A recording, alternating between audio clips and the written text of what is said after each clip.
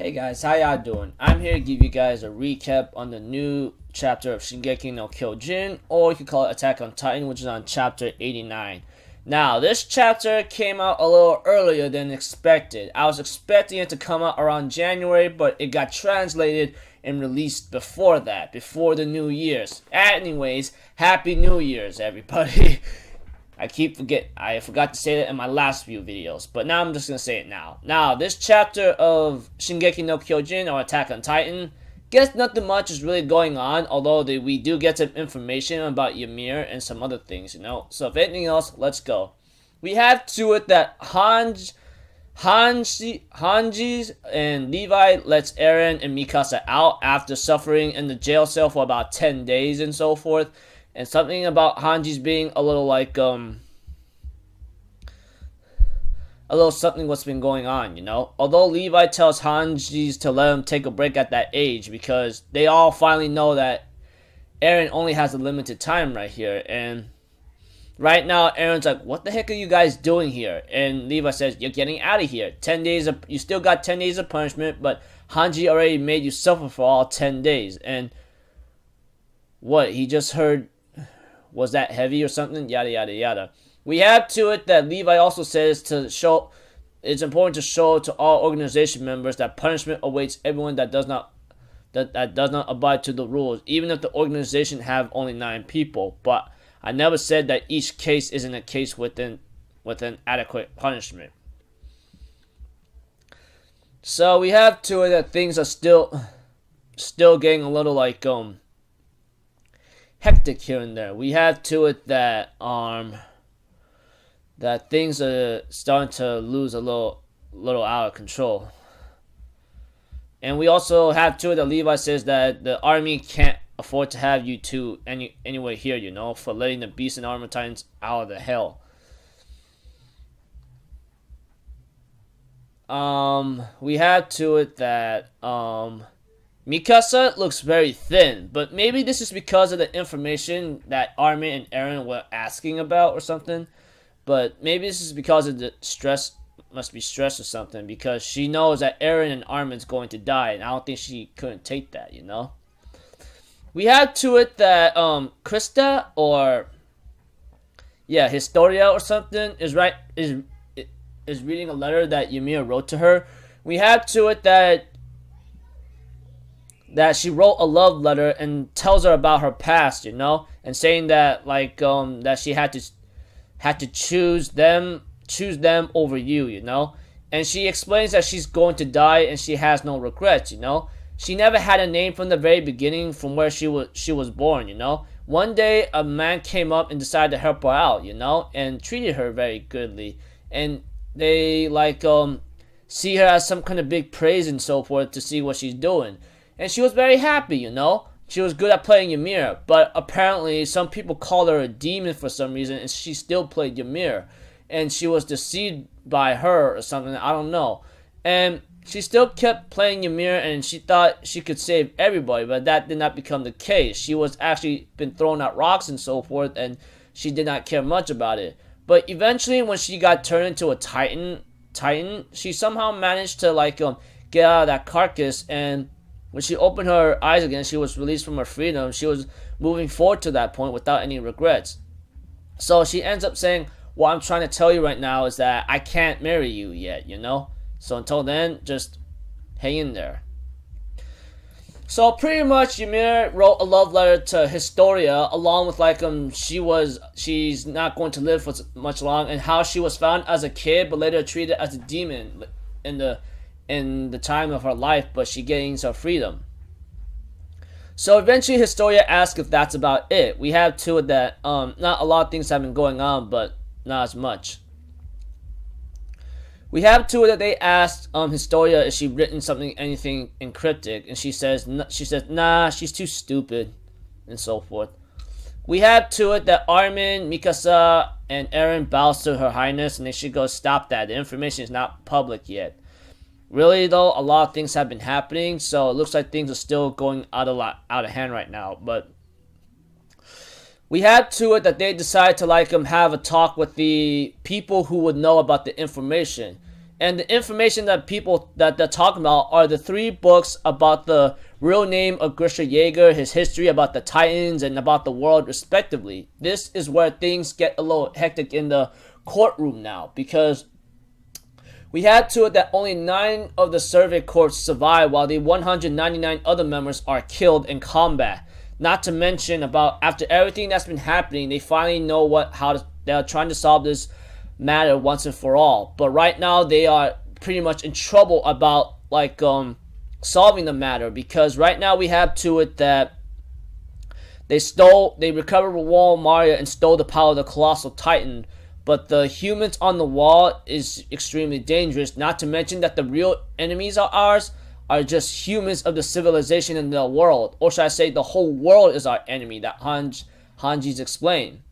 We have to it that the notes of Elia country is referred to about the people of Ymir, along with what's been going on in the past, and they can do it again.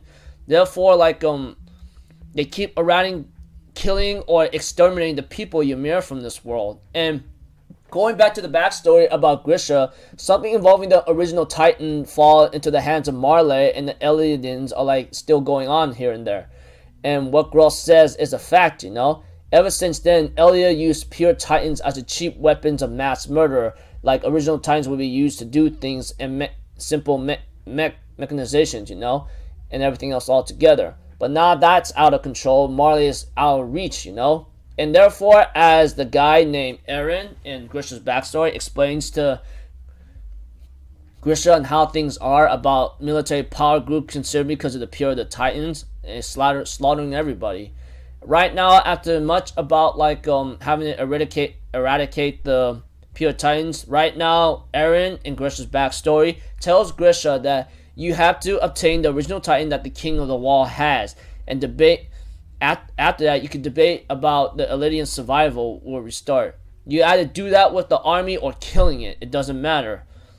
Though Grisha has something about saying the king of the wall does not deserve mercy. Our fight is not against him, though, he says. As you can see, things are still going a little bleak right now, as Eren in Grisha's backstory explains to him, you know, that the families, along with the stealing the power of the Titans from us, and everything else that's been happening up to this point right now, you know. Eren, on the other hand, in Grisha's backstory, as I'm saying, Eren Kruger, I think, we have to it that the king wants the people to agree with the fall of Ilya, but the King of the Wall wants to steal the memories of the people. They want to make people think that humanity outside of the walls is still no more. So we get to know a little information about the memories here and there, and making people feel ignorant of what's going on around the walls, and humanity is on the road of extinction. And he doesn't know what the truth he wants badly, but the king does not protect his people, is no king. Maybe because a king that does not protect his people is no king. He cannot personificate the name of Fritz if he tries, people would find out. To reclaim the original Titan from the Cow King, this is our mission. After that, Jaeger's-son fulfilled his mission. It's about getting the original Titan from the King of the Wall to his son Eren. But the thing about this truce that Kruger's son mentioned, we don't know what's going on. Although when it comes to the original Titan, there's something about the royal blood involved here and there about the original Titan. Something about the 145th King is the same as suicide. That is probably the truth. I don't know. But one thing was sure, the guy asked a question, you know, which I forgot his name apparently. He asked him, if by any chance we can stop the advance of the great enemy, we'll be using wall Titans, showing the real worth of the original Titan.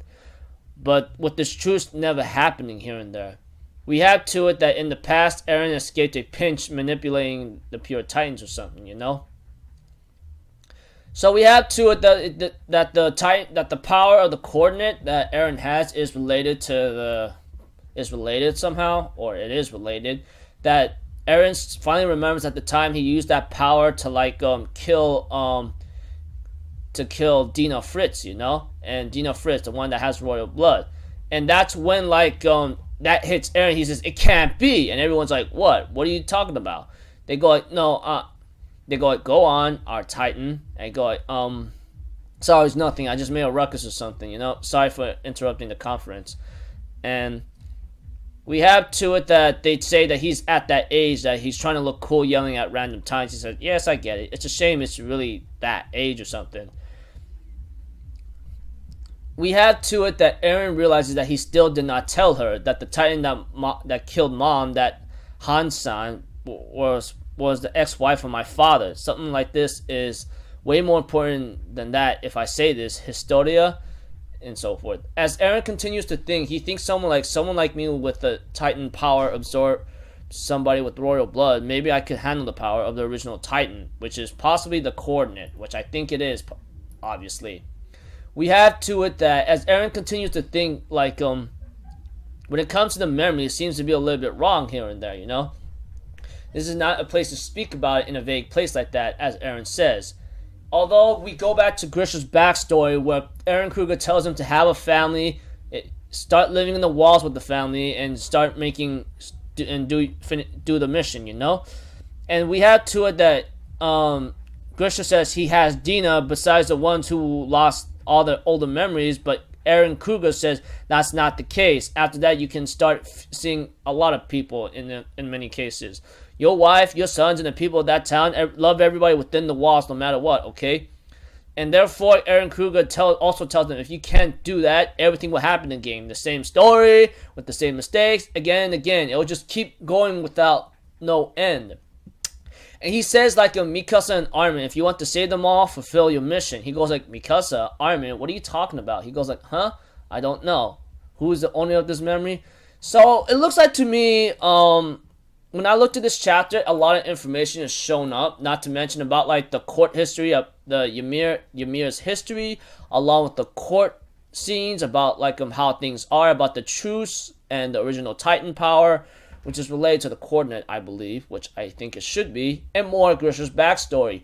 But besides all that, of the memories that's been passed, that besides the memories being manipulated and so forth, that kind of caught my attention the most, of having the king to protect its people, you know?